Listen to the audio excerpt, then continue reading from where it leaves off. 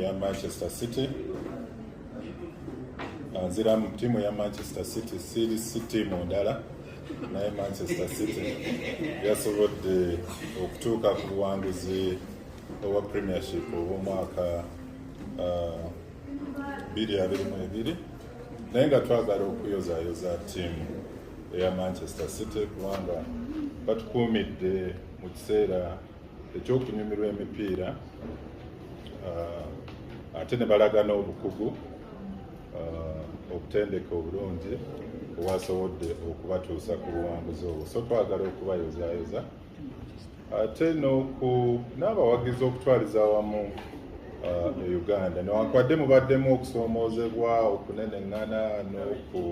oluusi n'okulwanagana wakati wa ttiimu ezimu ez'amaanyi, omupiira gusigala mupiira wetuli just kunyumirwa ate nakulaba nti abafunye obuwanguzi nga nabo tubayozaayoza naye ttiimu zonna okutwaliza awamu zakoze bulungi. Kati nga Arsenal yasobodde okumalira mu kifo ekyokubiri naye nga ezze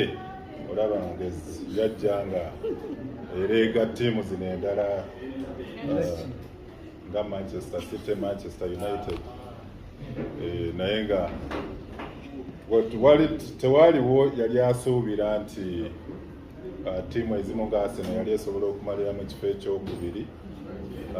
ku ssente ze baateeka mu ttiimu zaabwe naye nga okutwaliza awamu obuwanguzi bwabuwadde Manchester City aba-Arsenal ab'ekyokubiri. Mutindo TV, the best online TV.